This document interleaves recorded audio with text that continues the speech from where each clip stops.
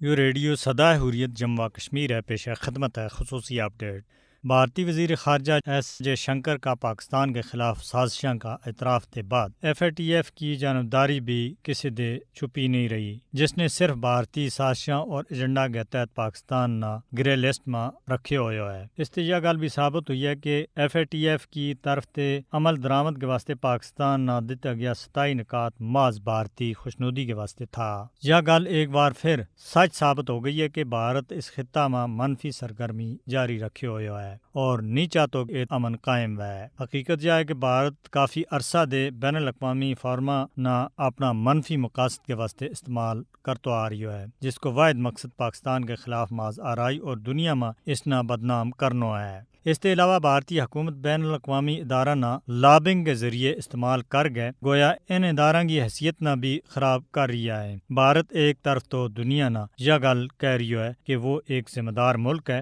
کیونکہ اس نے سلامتی کونسل کو مستقل رکن بھی بنایا جائے، لیکن اگر بھارت کو ٹریک ریکارڈ دیکھا جائے تو بھارت نے آج تک اقوام متحدہ کی کسی بھی قرارداد نہ نہیں مانی ہوا ہے۔ کشمیر میں تو اس نے سلامتی کونسل کی قراردادیں کی دجی بکیر رکھی ہیں۔ اسی طرح انسانی حقوق کی بھی صورتحال انتہائی خراب ہے، جبکہ عالمی ادارہ کئی بار بھارت پر زور دے چکے ہیں کہ وہ ملک کے اندر اور مقبوضہ جموں کشمیر میں انسانی حقوق کی پامالی بند کرائے، لیکن بھارت ان کی ایک بھی نہیں مان رہی ہو۔ یہ نہیں بلکہ جس طرح بھارت میں انتہائی خطرناک یورینیم عام لوگوں دے برآمد ہو رہی ہے، اس نے بھارت کی ایٹمی سیکورٹی پر بھی سوالیہ نشان کھڑو کر دیتا ہے۔ اس صورتحال میں ایف اے ٹی ایف کا حوالہ دے بھارتی بیان تے یہ گل ثابت کرن کے واسطے کافی ہے کہ بھارت اپنا ناپاک سیاسی مقاصد کا حصول کے واسطے بین الاقوامی ادارہ نہ صرف استعمال کر رہی ہو بلکہ دنیا کی نظروں میں ان کی حیثیت نہ بھی ختم کر رہی ہے۔ پاکستان نے عالمی سطح پر اس گل کو مطالبہ کیا ہے کہ مودی کی بھارتی حکومت کی طرف سے ایف اے ٹی ایف